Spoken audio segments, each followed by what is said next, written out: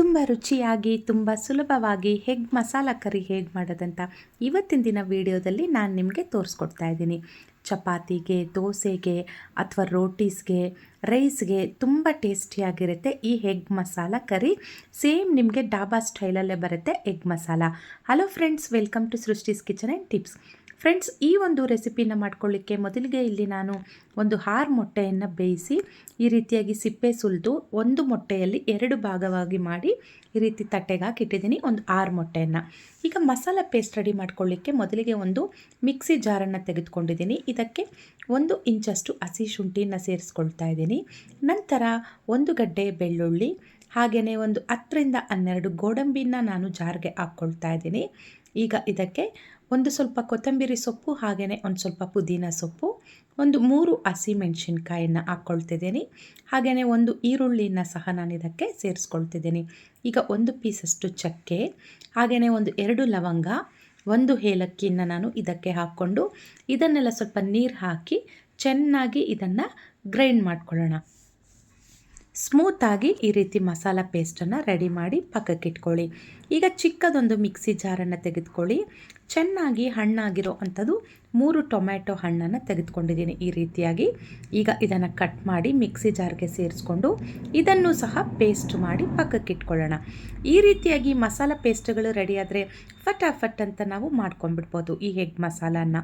ಈಗ ನಾವು ಸ್ಟವ್ ಮೇಲೆ ಒಂದು ಬಾಣಲಿನ ಇಟ್ಟು 2 ಟೇಬಲ್ ಸ್ಪೂನಷ್ಟು ಎಣ್ಣೆ ಸೇರಿಸ್ಕೊಳ್ತಾ ಇದ್ದೀನಿ. ಎಣ್ಣೆ ಚೆನ್ನಾಗಿ ಬಿಸಿ ಆದಮೇಲೆ ಇದಕ್ಕೆ ಒಂದು ಅರ್ಧ ಸ್ಪೂನಷ್ಟು ಜೀರಿಗೆಯನ್ನು ಹಾಕ್ಕೊಳ್ತಾ ಇದ್ದೀನಿ. ಹಾಗೆಯೇ 1 ಪಲಾವ್ ಎಲೆಯನ್ನು ಸೇರಿಸ್ಕೊಳ್ತಾ ಇದ್ದೀನಿ. ನಂತರ ಸಣ್ಣದಾಗಿ ಕಟ್ ಮಾಡಿ ಇಟ್ಕೊಂಡಿರೋ ಅಂಥದ್ದು ಒಂದು 2 ಈರುಳ್ಳಿನ ಇದಕ್ಕೆ ಸೇರಿಸ್ಕೊಂಡು ಈರುಳ್ಳಿ ಚೆನ್ನಾಗಿ ಗೋಲ್ಡನ್ ಬ್ರೌನ್ ಕಲರ್ ಬರೋವರೆಗೂ ಇದನ್ನು ಸ್ವಲ್ಪ ಚೆನ್ನಾಗಿ ಫ್ರೈ ಮಾಡ್ಕೊಳ್ಳಿ.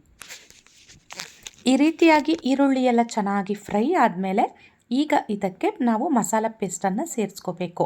ಮೊದಲಿಗೆ ನಾವಿಲ್ಲಿ ಈರುಳ್ಳಿ, ನಂತರ ಹಸಿ ಶುಂಠಿ, ಬೆಳ್ಳುಳ್ಳಿ ಎಲ್ಲ ಹಾಕಿ ಪೇಸ್ಟ್ ಮಾಡ್ಕೊಂಡಿದ್ವಲ್ಲ, ಈ ಗ್ರೀನ್ ಪೇಸ್ಟನ್ನು ಸೇರಿಸ್ಕೊಂಡು ಇದರ ಹಸಿ ವಾಸನೆ ಹೋಗೋವರೆಗೂ ಚೆನ್ನಾಗಿ ಇದನ್ನು ಫ್ರೈ ಮಾಡ್ಕೊಳ್ಳಿ. ಈಗ ಈ ರೀತಿಯೆಲ್ಲ ಎಣ್ಣೆ ಸೈಡ್ಗೆ ಬರಲಿಕ್ಕೆ ಶುರುವಾಗುತ್ತೆ. ಅಲ್ಲಿವರೆಗೂ ಇದನ್ನು ಸ್ವಲ್ಪ ಚೆನ್ನಾಗಿ ಫ್ರೈ ಮಾಡಿಕೊಂಡು ನಂತರ ಇದಕ್ಕೆ ಟೊಮೆಟೊ ಪೇಸ್ಟನ್ನು, ಅಂದರೆ ಟೊಮೆಟೊನ ಚಿಕ್ಕ ಜಾರಲ್ಲಿ ಹಾಕಿ ರುಬ್ಬಿಟ್ಕೊಂಡಿದ್ವಲ್ಲ ಅದನ್ನು ಸೇರಿಸ್ಕೊಂಡು ಎಲ್ಲ ಚೆನ್ನಾಗಿ ಈ ರೀತಿಯಾಗಿ ಮಿಕ್ಸ್ ಮಾಡ್ಕೊಳ್ಳಿ. ಈ ರೀತಿ ಚೆನ್ನಾಗಿ ಮಿಕ್ಸ್ ಮಾಡ್ಕೊಂಡ್ಮೇಲೆ ಸ್ಟವ್ ಕಡಿಮೆ ಹುರಿಯಲ್ಲಿಟ್ಕೊಳ್ಳಿ. ಎಣ್ಣೆ ಎಲ್ಲ ಈ ರೀತಿ ಸೈಡ್ಗೆ ಬರಲಿಕ್ಕೆ ಶುರುವಾಗುತ್ತೆ. ಈ ಮಸಾಲ ಹಸಿ ವಾಸನೆ ಎಲ್ಲ ಹೋಗುತ್ತೆ. ಆಗ ಇದಕ್ಕೆ ರುಚಿಗೆ ತಕ್ಕಷ್ಟು ಉಪ್ಪು, ಹಾಗೆಯೇ 1 ಚಿಟಿಕೆಯಷ್ಟು ಅರಿಶಿನ ಪುಡಿಯನ್ನು ಸೇರಿಸ್ಕೊಳ್ಳಿ. ಹಾಗೆ 1 ಟೀ ಸ್ಪೂನಷ್ಟು ಅಚ್ಚ ಖಾರದ ಪುಡಿ, ನಿಮ್ಮ ಖಾರಕ್ಕೆ ತಕ್ಕ ಹಾಗೆ ನೀವು ಹಾಕ್ಕೊಳ್ಳಿ. 1 ಟೀ ಸ್ಪೂನಷ್ಟು ಧನಿಯಾ ಪುಡಿ.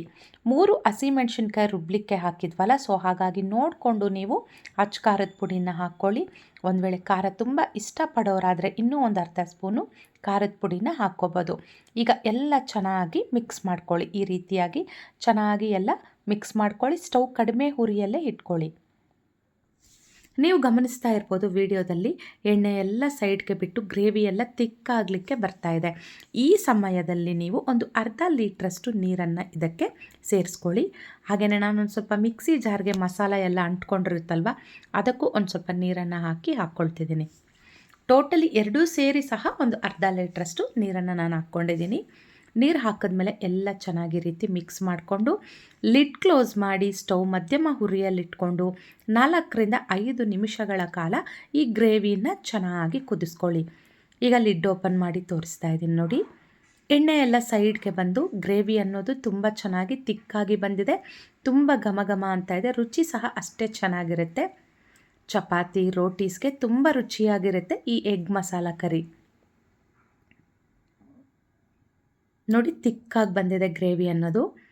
ಈಗ ಇದಕ್ಕೆ ಒಂದೊಂದೇ ಮೊಟ್ಟೆಯನ್ನು ನಾವು ನಿಧಾನಕ್ಕೆ, ಬಿಸಿ ಇರುತ್ತಲ್ವ ಬಾಣಲಿ, ಹಾಗಾಗಿ ನೋಡಿಕೊಂಡು ಒಂದೊಂದೇ ಮೊಟ್ಟೆಯನ್ನು ನಿಧಾನಕ್ಕೆ ಎಲ್ಲ ಈ ಗ್ರೇವಿಗೆ ಹಾಕ್ಕೊಳ್ಳಿ. ಹಾಕಿದ ನಂತರ ಲಿಡ್ ಕ್ಲೋಸ್ ಮಾಡಿ ಒಂದು 2 ನಿಮಿಷಗಳ ಕಾಲ ಇದನ್ನು ಕುಕ್ ಮಾಡಿಕೊಂಡ್ರೆ ಮೊಟ್ಟೆಗೆ ಚೆನ್ನಾಗಿ ಉಪ್ಪು ಖಾರ ಎಲ್ಲ ಹಿಡಿಬೇಕಲ್ವ, ಹಾಗಾಗಿ ಒಂದು 2 ನಿಮಿಷ ಕುಕ್ ಮಾಡಿಕೊಂಡು ಈಗ ಲಿಡ್ ಓಪನ್ ಮಾಡ್ತಿದ್ದೀನಿ. ನೀವು ಸ್ಟವ್ ಆಫ್ ಮಾಡ್ಕೋಬೋದು. ಈಗ ಸಣ್ಣದಾಗಿ ಹಚ್ಚಿಟ್ಕೊಂಡಿರೋವಂಥ ಕೊತ್ತಂಬರಿ ಸೊಪ್ಪನ್ನು ಸ್ವಲ್ಪ ಮೇಲೆ ಸೇರಿಸ್ಕೊಳ್ಳಿ. ಗಾರ್ನಿಷ್ಗೆ ತುಂಬ ಚೆನ್ನಾಗಿರುತ್ತೆ.